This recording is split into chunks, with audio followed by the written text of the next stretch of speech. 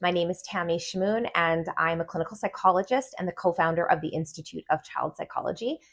And in today's video, we're going to be talking about why anxiety is on the rise in our kids, which answers a really big question: is what can we do about it? I always say that we have to treat anxiety kind of like an iceberg. We can, of course, treat symptoms. We can talk about kids' avoidance and their tummy aches and their headaches, their panic attacks, whatever is going on. But ultimately, if we don't get down to the bottom of what is going on, what is the central cause of the anxiety? Why are they wired to be so hypervigilant? That is 90% of what is going on. So if you're looking to facilitate long-term change in a child or a child that you work with, we want to chase the why. Where is this coming from? So we're going to look at a couple different reasons. Some you may have thought of and some maybe you're just considering now. So I'm really excited for you. If you like what's in this 15-minute video, of course, subscribe to our channel. But the course that we offer on anxiety is much more comprehensive in being able to explore these topics. This is just a really quick overview. So that's something I just want to mention. Okay, so let's first look at the causes that kind of happen in your child's nervous system. So we're looking at the brainstem. We kind of look at the brain as three floors. We're going to look at first the brainstem, which controls the body. The second is the limbic system that controls all the feelings and emotions and relationships in your child. And the third floor of the brain is the executive functioning center. It's your prefrontal cortex. It's the logical part of your child's brain. So anxiety can happen in any three of these floors. So we want to address each one of these floors and where this could be coming from. Okay, so when we think of your child's nervous system, the brainstem, it's always asking the question, do I feel safe? And when I want you to think of safety, I don't just mean safe, meaning the parent isn't a threat. Okay, that's not what I mean. Your child's not hopefully an oncoming traffic. Let's say there's no natural disaster, nothing obvious in their environment that is signaling to the brain that things are unsafe. What we need to look at is how healthy their body is, because from an evolutionary standpoint, if the body isn't healthy, that child has a lower chance of survival. That's just wired hard into the brain. Okay, so it's really, really important we think about it that way. And one of the first things we want to look at is diet. The neurotransmitter involved in your child's ability to regulate their feelings, particularly anxiety and depression, comes from serotonin. So when our serotonin is low, we are more anxious and more depressed. So one of the ways we can get our serotonin up nice and high is to look at what we're putting in our gut. And one of the biggest causes of this is guts and intestines and so tummies that are inflamed because a little microbiome, and we have a whole video on this, by the way, in our anxiety playlist. So there's a whole 15-minute video explaining this, but I'm going to really quickly talk about the gut microbiome. When it's inflamed and we're not nurturing the gut microbiome, we're going to see lack of serotonin. So high sugar, low fiber, high trans fats, when we don't have enough magnesium, vitamin D, vitamin B12, B6, vitamin C, and zinc, we are going to see issues. Oh, and you need your probiotic, your omega-3s, high fiber as well. That's your prebiotic, if I didn't say that already. So we want to make sure that what we're eating is supporting gut health so the brain can make enough serotonin. 95% is made in the gut. So that's a big one. If you want to learn more about that, go to our video on diet and anxiety.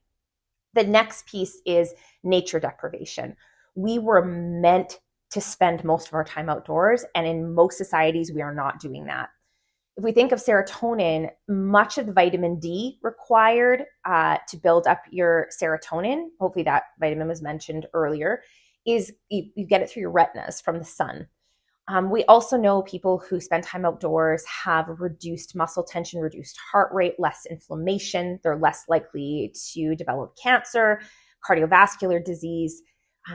They are just happier human beings who live longer. And lots of research would substantiate risky play, time spent playing outdoors, climbing, swimming, running, increases a child's level of confidence. So a lot of that play that happens, and we'll talk about play shortly, happens in the context of the outdoors. That's like the best play for your kids. And also when we spend time with animals. So around animals that are calm. So the more time we do that, the more oxytocin, dopamine, and serotonin we get. So spending time with animals that you feel connected to is one of the best things for your mental health. So nature deprivation, animal deprivation is going to be a huge cause. We weren't meant to live indoors with artificial lighting all day. The other thing we want to look at are screens. I think this is in most parents' radar, but I'm going to summarize it really, really quickly, why it's causing anxiety in kids. Would recommend the book Anxious Generation by Jonathan Haidt, which goes into this in much more detail. Our kids are overstimulated in their bodies because of all of the chaotic, frenzied information, notifications, scrolling, rewards, the dinging and the notification. So there's lots and lots of high color, high resolution, chaotic, frenzied screen time. This causes overstimulation in the brain, which has actually been linked to something called digital dementia. So it actually really hurts our children's brains in a way that is similar to trauma, actually. It floods your child with stress hormones such as adrenaline and cortisol, which are linked to anxiety. That's the stress response.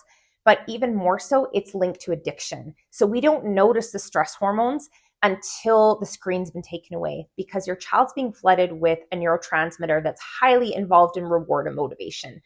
So what we're doing is creating addiction in kids. We've impacted what's called their dopaminergic pathway. And so with this, we have kids who are given this flood of dopamine, which is highly addictive, similar to nicotine or cocaine. It looks quite similar with excessive screen time, 7 to 8 hours a day. And then because it's just so much reward and so much motivation is being activated, when you put them in the real world where they should be getting healthy amounts of dopamine, such as playing outside, spending time with friends, being in nature, being near animals, getting a hug, doing well in school, they think it's boring because they are used to really high levels of dopamine. And now they're on really low levels of dopamine and their brain is craving it. And any kind of brain that is craving something is going to be anxious. It's going to be hypervigilant. There's an addiction going on there. And not to mention, when kids are bullied online, feeling excluded, they're not getting social connection that they need, face-to-face time with their parents. They're not getting that kind of quality time that they need, and that's going to make them more anxious. The next piece is movement. Kids need a lot of movement to have a healthy brain. We know this through the release of something called GABA. So GABA is a neurotransmitter involved with being calm. Essentially, it turns off the tap for adrenaline and cortisol. So the more you move, the more GABA you have. Also, the more serotonin you have. So movement's going to produce 2 neurochemicals that are going to help you with mood regulation. It also creates a healthy brain through something called brain integration. So that lower brain needs to make connections between different parts. And if kids aren't moving their bodies through space and time and climbing and spinning and through a process called exteroception, they are not going to have a healthy brain. And if the bottom of the brain is not healthy, we don't have health in the upper 2 floors. So the brain is built from the bottom up. So if we don't have a healthy base, what we're going to see is an unhealthy upstairs brain as well. So I think when we lack movement, kids can't release stress. They can't integrate the brain. They're not playing. They're not developing confidence through movement either. Kids need a lot of risky play to mitigate anxiety. So risk is really good for the brain in small amounts done through play, such as, wrestling with their friends or their sibling, or climbing a tree a little bit too high, or running too fast and riding your bike too fast. These small risks are really good for kids in terms of the brain, by the way. So we want to consider how good that is. And when kids are not getting this risky play, they don't know how to handle small amounts of anxiety in the brain. That brings us to play. So our kids need a lot of play. And I'm not talking about Pinterest, a parent planning a play date where they're involved. I mean, kids running amok, messing up your basement, in the backyard, outside until the street lights come on kind of play, where kids are in charge. They might be playing on their own. Once they're 6 and older, they benefit from playing in groups much more. This is where social play comes online. And children really learn to curb anxiety through play. This is where they practice skills. They learn social skills. They learn how to resolve conflict. They learn fine and gross motor skills. They use their imagination. There's so many things the brain does through play. It actually is one of the fastest ways to build a healthy brain is through play. So when kids aren't doing this child-directed play, and a lot needs to be done before 10, it should be the primary mode of learning for kids and socialization before 10, not organized activities. Organized activities are very helpful to a brain over the age of 10, not under the age of 10. So we want kids doing this play where adults get out of the way. This is going to build the staircase between the 3 floors of the brain very fast. And that upstairs brain, the faster we can build that, the faster your child is going to have the ability to regulate their anxiety. So that's a really, really important part here. So with play, children are developing autonomy, they're developing belonging, and they're developing competence. So autonomy means I get to make choices in my life. And when kids feel like they're never in the driver's seat of their life, they feel really anxious. And let's be honest, most kids don't have a lot of control in their lives. They're meant to have control through the world of play. That is where Mother Nature gave them choices naturally.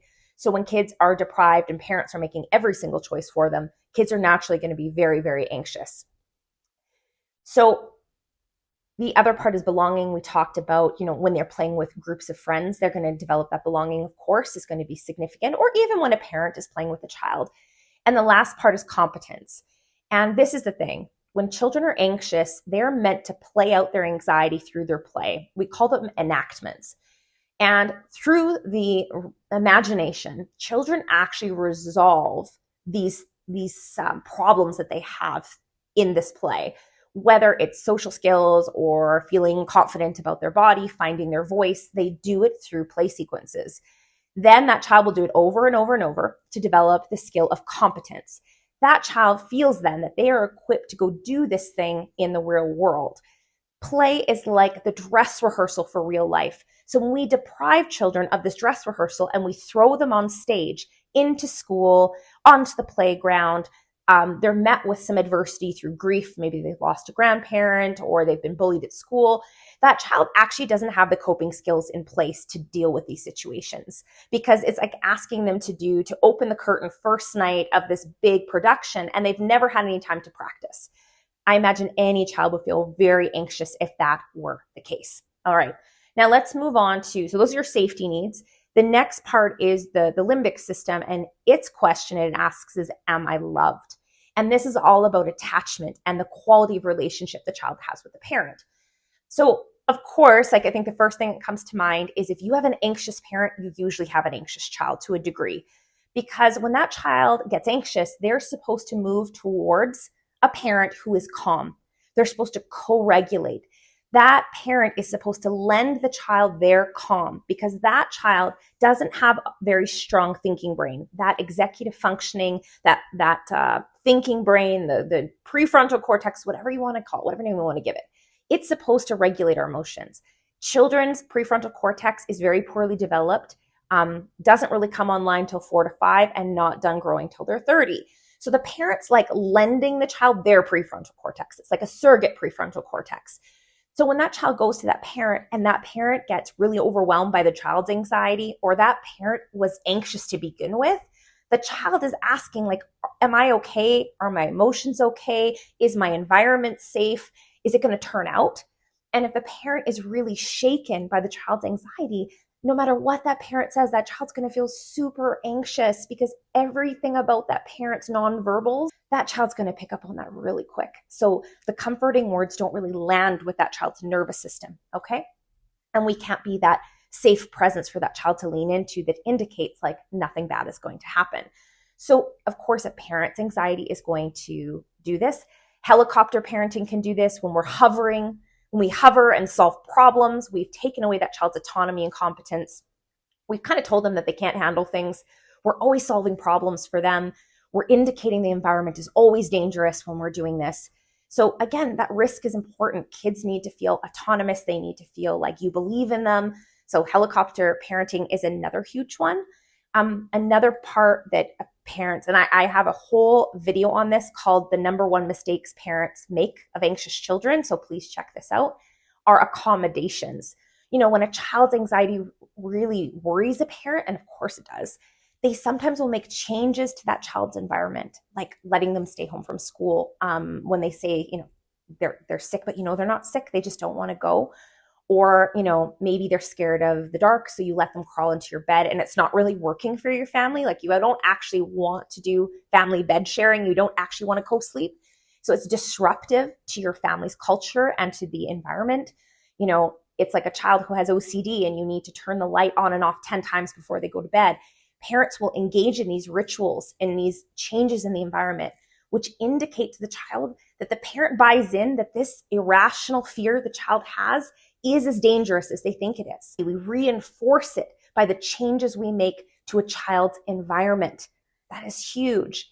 We also think of unrealistic expectations. When parents are super perfectionistic, they have huge expectations for that child based on their own inadequacies. When we try to live vicariously through our kids because maybe we never got to be the star hockey player or the best volleyball player or the best violinist, and now we're hoping our child will basically solve this for us by becoming the best for us. When we project our own inadequacies onto our children, we probably don't realize we're doing it, but a lot of parents do. Children don't feel good enough. They get anxious because they're now living their life based on a parent's unmet needs. And that makes many children feel not good enough and unlovable in who they are because they aren't their parent and they can never be their parent. So living a parent's unfulfilled wishes is often a huge source of anxiety for our teens especially. This is where it usually comes out. Okay, so that's our limbic system gets hijacked sometimes by our parenting. And if a parent has a lot of trauma too, that would make sense how it kind of creeps into our parenting because we're parenting from a place of fear, right? One other thing too is if you're uncomfortable with emotions, kids are going to pick up on that because you're going to either want to solve it or you're going to, deny their anxiety in that moment by saying, it's not a big deal. Why are you so scared? No one else is scared. You need to get over it. When we minimize the anxiety, the child is very confused because they're saying they're wrong. Their emotions are wrong and they start second guessing themselves, or they just stop sharing with the parent altogether. So that's another huge issue there. So either we try to fix it or try to make it go away. Either way, the chances are your parents didn't leave a lot of room for your feelings when you were little. And so you have a hard time making room for your kiddos' feelings of anxiety by either trying to fix it and making accommodations or by minimizing it and completely invalidating the feeling. And the last part, this is this executive functioning part, the problem solving part of the brain, the part that eventually handles regulation when the child's brain has matured, really is about that autonomy and competence. Like, do they have the skill set to handle adversity? And so they are supposed to get this through play. That's one way we can do it. We can coach them how to do hard things. Please check out my video on when your child is scared to try new things. And I can tell you how to do that, to take these steps, how we help children move towards the things that they are scared of. Because a lot of parents, what they do is they will change the environment because of their anxiety. And then that child never learns problem solving to tackle those anxious thoughts, those really big feelings, the what if. All right. And then also giving children a lot of autonomy, especially as they age. So, our little ones need us to make a lot of choices for them. Our teenagers and our tweens need a lot more autonomy. And what often backfires on parents is when they don't give their tweens and teens this. The parent is choosing every organized activity. They're helping them do all their homework. They are solving all their problems for them, being their advocate, being the judge, the jury, the executioner. Like, they're micromanaging their tweens and teens when those teens need to learn to do things on their own. They need to find their own voice. They need to find their independence. And when we smother them, we create resistance and we create a lot of anxiety for kids. So they're either going to get super anxious or they're going to get really aggressive with us, which is just another form of anxiety. They're going to rebel. And rebellion is a child who is anxious, who's finally had enough, and they are guarded in their vulnerability that they don't want to share with you anymore because it has landed on deaf ears for too long. So hopefully this gives you kind of an overview of where anxiety is coming from in our kids. There might be more that I'm missing. In my course on childhood anxiety, helping children heal, I spent a few hours actually talking about this and what we can do to make systematic, lifelong, impactful changes with our kids instead of taking a band-aid approach where we just keep putting, using these thought-changing strategies and accommodations and these things. But if we change the environment and better suit it to our children, we meet their needs at like a deep level, that's when we see long-lasting change.